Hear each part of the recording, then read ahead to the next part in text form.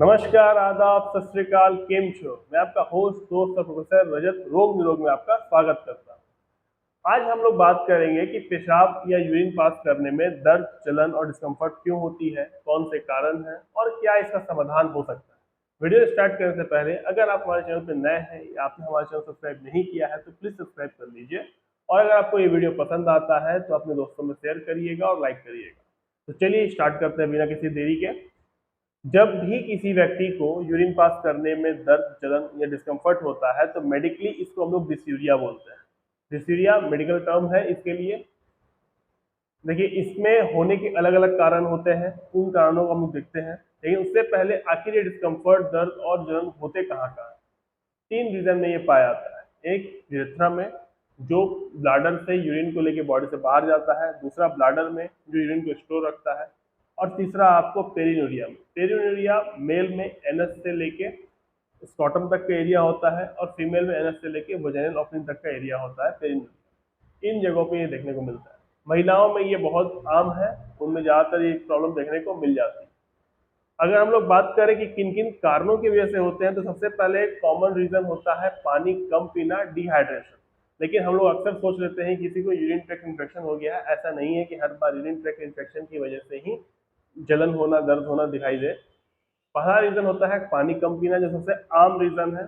जब आप पानी कम पीते हो तो गर्मी में और बरसात के मौसम में खास करके डिहाइड्रेशन ज़्यादा हो जाता है, यूरिन कंसनट्रेटेड हो जाता है, उसके बाद ये प्रॉब्लम दिखाई देने शुरू हो जाती है। तो इसको दूर करने के लिए ये होता है कि आप पानी ज़्यादा पीजिए, फ्लूइड इंटेक ज़्यादा लीजिए। लेकिन सेकेंड रीजन देखने को मिलता है जो कॉमनली, वो है आपका यूरिन ट्रैक्ट इन्फेक्शन। आखिर यूरिन ट्रैक्ट इन्फेक्शन है क्या? तो ये एक ऐसा बीमारी है जिसमें हमारा जो यूरिनरी सिस्टम होता है वो अफेक्ट होता है, बैक्टीरियल इन्फेक्शन उसमें हो जाता है। जब ऐसा होता है तो इसमें 4 पार्ट हमारे यूरिन सिस्टम के अफेक्ट होते हैं। पहला है किडनी, दूसरा है यूरेटर, तीसरा है ब्लाडर, चौथा है यूरेथ्रा। ब्लाडर और यूरेथ्रा सबसे अधिक अफेक्ट होते हैं जो नॉर्मल यूरिन ट्रैक्ट इन्फेक्शन होता है। जब सीवियरिटी बढ़ती है तब यूरेटर या किडनी अफेक्ट हो पाते हैं। यूरिन ट्रैक्ट इन्फेक्शन होने के बाद हमें जलन और डिस्कम्फर्ट और दर्द ज़्यादा देखने को मिलता है। जब महिलाएं मेनोपॉज में या प्रेगनेंसी की ओर बढ़ रही होती है तो उनमें यूरिन ट्रैक्ट इन्फेक्शन होने का खतरा ज़्यादा बढ़ जाता है। तो ये एक कारण हुआ। सेकेंड रीजन होता है सेक्सुअली ट्रांसमिटेड डिजीज, जिसमें 3 तरह की बीमारियां सबसे कॉमन देखने को मिलती है। एक होता है गोनोरिया, दूसरा क्लेमाइडिया और तीसरा होता है जेनिटल हर्ट। जब ये 3 बीमारी होती है तो भी ये प्रॉब्लम देखने को मिलते हैं। अमूमन ये बीमारी बहुत कम है, लेकिन कभी कभी डॉक्टर इसके लिए भी स्क्रीनिंग करवाते हैं ताकि अगर किसी को इस तरह का प्रॉब्लम है तो वो उसमें डिटेक्ट हो जाए। तीसरा जो रीजन होता है वो होता है आपको सिस्टाइटिस। सिस्टाइटिस जनरली ब्लाडर में देखने को मिलता है, जिसको इंटेस्टिनल सिस्टाइटिस भी आप बोल सकते हो। इसमें ब्लाडर के जो वॉल्स होते हैं वो मोटे हो जाते हैं, फूल जाते हैं, जो आराम से यूरिन को बाहर नहीं निकाल पाते हैं, कॉन्ट्रैक्ट नहीं हो पाते हैं। ये तब होता है जब इन्फेक्शन होता है या किसी तरह का कोई चोट लग जाता है तो ब्लाडर में इन्फ्लामेशन हो जाता है, उस वक्त ये प्रॉब्लम देखने को मिलता है। चौथा रीजन आपको देखने को मिलता है वो है आपको यूरेथ्राइटिस। यूरेथ्राइटिस का मतलब यूरेथ्रा, जो पाइप ब्लाडर से यूरिन को बाहर निकाल रही है बॉडी से, उनमें सूजन देखने को मिल जाता है इन्फेक्शन की वजह से या किसी चोट वगैरह की वजह से। तब वहां पे ये प्रॉब्लम देखने को मिलते हैं। उसमें यूरिन पास करना बहुत मुश्किल हो जाता है और पुरुषों में ये प्रॉब्लम ज़्यादा देखने को मिलते हैं, जिस वजह से दर्द और जलन देखने को मिलता है। इसके बाद का जो रीजन है वो प्रोस्टाइटिस, जो सिर्फ और सिर्फ मेल में होता है, क्योंकि प्रोस्टेट ग्लैंड मेल में पाया जाता है। जब प्रोस्टेट ग्लैंड एक छोटा मटर के दाने के आकार का होता है, उसमें इन्फ्लामेशन होती है तो वो ब्लैडर में घुसना शुरू कर देता है या फिर यूरिन के रास्ते में प्रॉब्लम क्रिएट करना शुरू कर देता है, जिससे यूरिन पास करना अवरुद्ध हो जाता है। ठीक है, पेशाब ठीक से पास नहीं हो पाती, जिसकी वजह से भी ये प्रॉब्लम देखने को मिलता है। और प्रोस्टाइटिस वाले पेशेंट्स में ज़्यादा इन्फेक्शन देखने को मिलते हैं क्योंकि बार बार वहाँ पे यूरिन फ्लो रुक जाता है।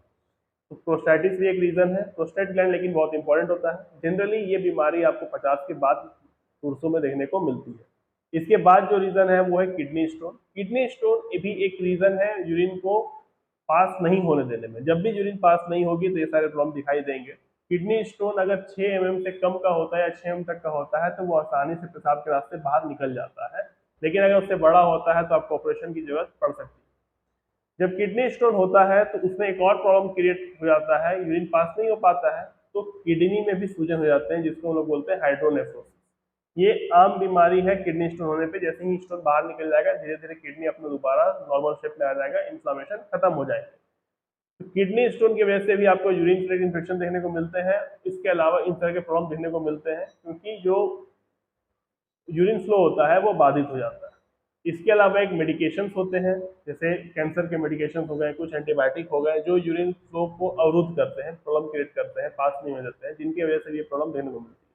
महिलाएं कुछ केमिकल्स यूज करती हैं, जैसे वी वॉश हो गया, उनके वजह से भी कभी कभी उनको प्रॉब्लम देखने को मिलता है। या फिर कभी कभी महिलाओं में साबुन वगैरह से उस एरिया को साफ कर वजाइना एरिया को साफ करने में ये प्रॉब्लम देखने को मिलता है, क्योंकि उनसे वो रिएक्शन कर जाता है और इरिटेशन प्रोवाइड करता है, बर्निंग सेंसेशन और दर्द प्रोवाइड करता है। इसमें कोई भी प्रकार से अंदर से कोई प्रॉब्लम हो ऐसा नहीं होता है। जैसे ही वो साबुन यूज करना बंद कर देंगे, वो चीजें बंद कर देंगे, चीजें नॉर्मल हो जाएगी। और महिलाओं में एक और प्रॉब्लम देखने को मिलता है कि उनके वेजाइना में कभी कभी इन्फेक्शन हो जाते हैं, ड्यू टू इंटरकोर्स भी हो सकता है या ऐसे भी हो सकता है। और जब वेजाइना में इन्फेक्शन होते हैं तो उस वक्त इचिंग, बर्निंग सेंसेशन और पेन, ये तीन चीज वो ज्यादा महसूस करते हैं, और एक डिस्कम्फर्ट, और सिर्फ वो वजाइनल एरिया प्रोवाइड कर प्रॉब्लम क्रिएट करता है। इसमें एंटी फंगल ड्रग का यूज करके, जैसे क्लोट्रिमा जो हो गया, आप इसको ठीक कर सकते हैं। अगर हम लोग ट्रीटमेंट की बात करें तो ट्रीटमेंट में हम लोग को अलग अलग तरीके से इसको ठीक करते हैं, लेकिन अमूमन दो चीजें चलती हैं ट्रीटमेंट के लिए। एक होता है एंटीबायोटिक, जैसे फ्लोरोक्विनोल एंटीबायोटिक, जैसे नॉरफ्लॉक्सासिन, ओफ्लॉक्सासिन या सिप्रोफ्लॉक्सासिन, दिन में 2 बार आप लेके ठीक कर सकते हो। उसके अलावा आपको जब जलन को खत्म करने के लिए 2 तरह के सॉल्यूशन यूज करते हैं। एक जो स्टोन वन स्टोन नाम से इंडिया में मिलता है, या फिर अल्कासेटोन नाम से मिलता है। जो स्टोन वन है, इसके कंपोजिशन होते हैं potassium citrate and magnesium citrate, और जो आपका अल्कासेटोन है, इसका जो सॉल्यूशन का कंपोजिशन होता है वो होता है सोडियम हाइड्रोजन सिट्रेट। ठीक है, तो आप इन दोनों को यूज कर सकते हैं। 5 से 10 ml आपको पानी में लेना होता है दिन में 2 से 3 बार, और जलन जो है बहुत जल्दी खत्म हो जाता है। वैसे पानी ज़्यादा पीने से जलन खत्म हो सकता है।